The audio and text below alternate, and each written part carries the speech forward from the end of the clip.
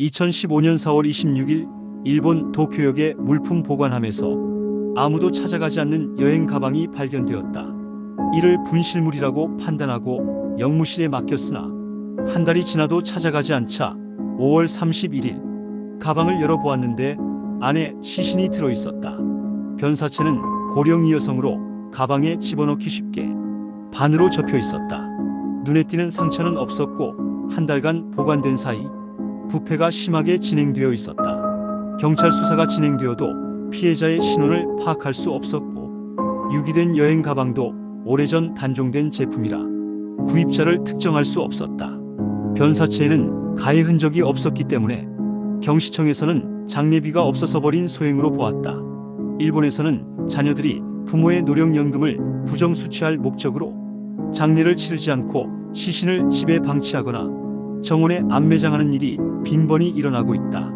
도쿄역 물품 보관함 유기 사건은 빙산의 일각에 지나지 않고 지금도 수많은 시체들이 유기나 매장되고 있을지도 모른다.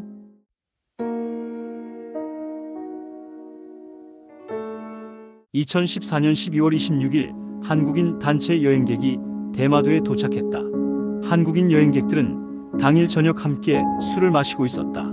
술자리가 새벽까지 이어지자 일행 중 한 명이었던 53세 한국인 남성 송씨는 밖에서 놀다 오겠다는 말을 남기고 무리를 이탈했다가 그대로 실종되었다. 송씨가 개인 행동을 한 것은 그가 과거 일본에서 오래 살았기 때문에 일본어가 능통하여 얼마든지 현지인처럼 돌아다닐 수 있었다. 그러나 다음날 아침까지도 송씨가 돌아오지 않았고 일행은 그 사실을 경찰에 신고했다. 수색에 들어간 현지 경찰은 29일 실종된 송씨의 외투를 발견했고 그 다음날 해상자위대 대마도경비대의 군사시설관리대에 사체가 있다는 연락을 받아 출동하여 해당 사체가 송씨임을 확인한다. 그런데 이상한 점은 시신 발견 장소가 일반인의 접근이 제한된 자위대원 숙소 건물 내부라는 것이었다. 현지 언론의 보도에 따르면 송씨는 세면장 창문을 통해서 건물 안으로 들어갔지만 침입을 시도한 이유를 알 수 없었다. 일본 경찰의 부검 결과로 송씨의 사인은 외상성 상해고 머리 부분에 강한 충격을 받았다고 한다. 일본 경찰은 숙소 바닥에 넘어졌을 확률이 높다고 추측했으나 자세한 상황은 알 수 없다고 못 박았다.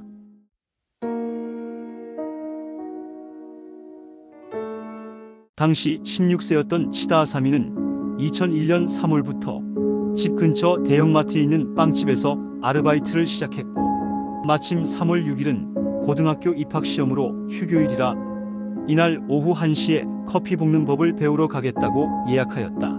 6일 오전 11시 30분 아사미는 해당 빵집에 전화를 걸어 당시 근무 중이던 여자 점원과 통화했다. 12시쯤 아르바이트 간다는 말을 남기고 집을 나서서 1km 떨어진 버스 정류장까지 걸어가서 12시 25분에 출발하는 버스에 탔다. 하지만 아사미는 빵집 근처 정류장에서 내리지 않고 7분을 더 가서 다른 정류장에 오후 1시 3분에 하차한 후 정류장 바로 옆 대형 슈퍼 화장품 매장 앞을 지나는 모습이 오후 1시 4분 감시 카메라에 찍혔다. 영상에서 아사미의 행동을 보면 특별한 목적이 있어서 쇼핑을 한 것이 아니고 단순히 시간을 허비하기 위해 매장을 어슬렁거린 듯한 모습이었다. 아사미의 주변인들은 이렇게 약속 시간을 무시하고 다른 곳으로 셀만한 무책임한 성격이 아니라고 했다.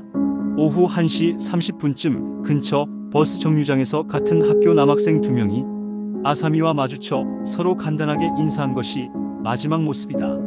이곳에서 빵집 앞까지 가는 버스를 타고 31분에 출발해서 41분에 도착했다. 직후 아사미는 남자친구에게 전화하여 도착했다고 말했다. 46분에 남자친구가 다시 전화를 걸자 지금 이야기할 수 없으니까 나중에 건다고 하며 금방 전화를 끊어버렸다. 남자친구가 두 번째 전화를 걸자 주변에 아무런 소리가 들리지 않았기 때문에 어딘가 조용한 곳에 있는 듯한 느낌이 들었다고 말했다. 남자친구는 마지막 통화 후 오후 4시 무렵 다시 전화를 걸었으나 더 이상 통화가 되지 않았다. 동급생들의 증언에 의하면 실종자는 스토킹 피해를 당하고 있었다고 한다.